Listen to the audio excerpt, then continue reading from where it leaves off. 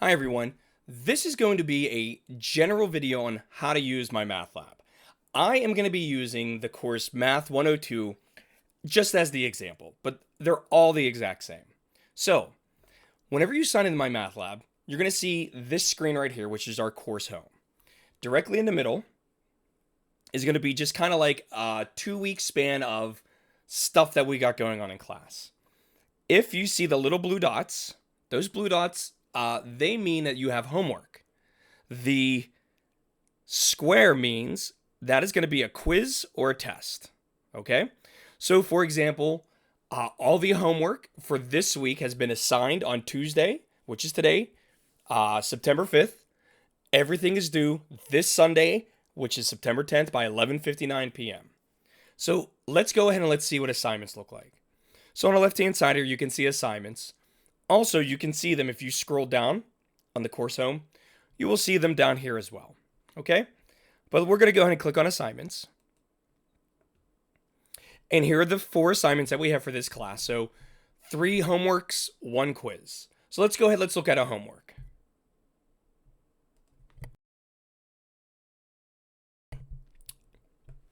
And zoom in a little bit. So we can see the name of the homework. We can see when it's due. We can see the current score. And homework, regardless of the course, will always get unlimited attempts per question. So I'm hoping everybody gets like perfect homework scores because you can have unlimited attempts at the homework. So let's go ahead, let's see what one of these questions actually looks like. So we'll click question 6. All right, and I'm going to zoom in here a little bit so we can see this. Looks good to me. So across the top, it's asking you to estimate the product by rounding. Now, I'm not too concerned with do you know how to do this problem? And I'm not going to teach you how to do this problem right now. This is just a general how to use WebAssign. What I am concerned with, though, is like inputting answers. So, for example, right here is going to be an estimate of the product is. And when you click here, all right, when you click there, notice at the bottom of your screen, sorry, I zoomed in too much. Notice at the bottom of the screen, this little dialog box opens up. And this allows us to put in all different types of math. So in other words, if you write down your math properly, you can type it in the same exact way it looks. So let's say, for example, the answer is 1/2, okay? Well, when I click here, I can come down to the fraction. Notice that when I click on the fraction, in the answer box, a fraction bar pops up, and I can type in 1/2. All right? And then on the bottom right-hand corner, we're going to check our answer. Now, in this scenario, that answer is incorrect, and that's fine. Because like I said, we're learning how to do this, right? But the idea behind MyMathLab and why it's so powerful for us is going to be in the lower left-hand corner. So when you look at the lower left-hand corner, you have 3 options. Help me solve this, view an example, and get more help. I'm going to go over each one of these right now. The help me solve this takes your specific problem. So if you look here, we want to estimate the product of 20.14 times 7.5. So if you clicked on help me solve this, you will notice that it keeps those numbers the exact same, 20.14 times 7.5, and you start by rounding both numbers, okay, to the nearest whole number, and it tells you how to do this. But the issue, or not the issue, but the disadvantage of the help me solve this right now is when you are done help with this problem, as soon as you click on either check answer, or let's say you just needed a push in the right direction, and after you saw the first step, you're like, oh, I remember how to do this. As soon as I click cancel, watch what happens to our original problem, which is 20.14 times 7.5. It changes. All right.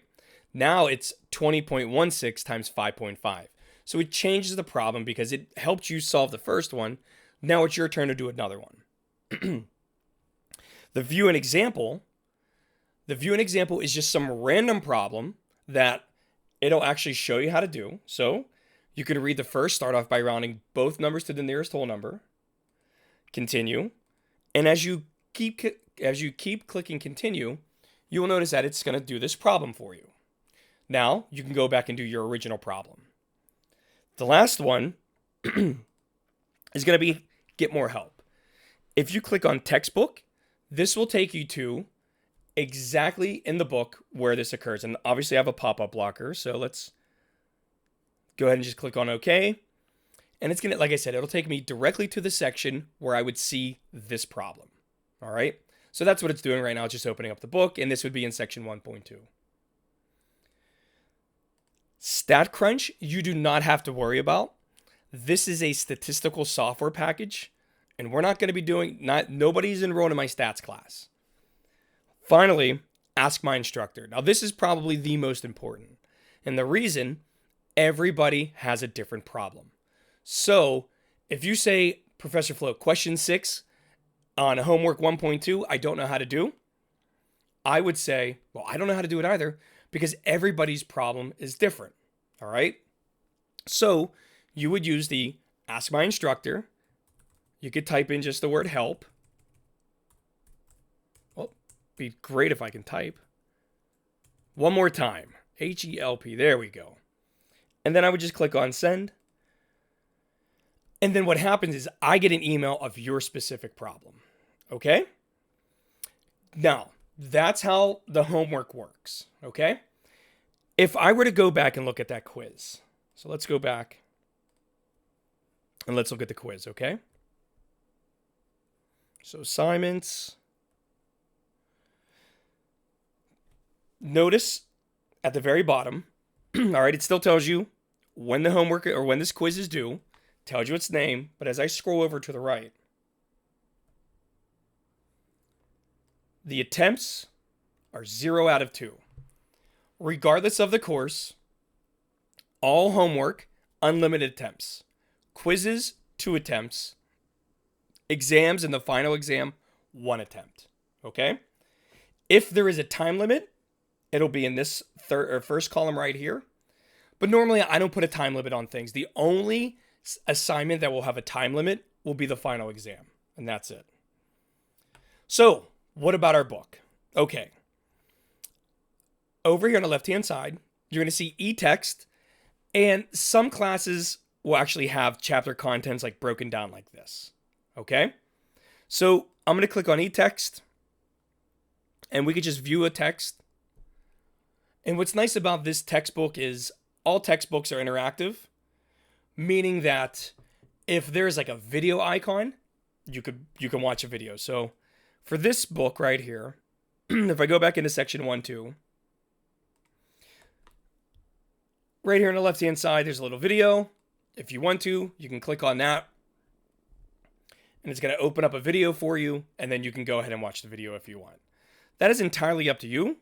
You don't have to, but it definitely does help. Lastly, grades. All of your grades will be in MyMathLab. So when you click on Gradebook, and right now there are no grades, so I have a 0% in the course. But as the semester progresses, this circle right here will start to fill up with your percentage. If you click on the word calculation, it tells you exactly how the class is broken down. So like homework is 20% of your grade. Quizzes are 25%, so forth.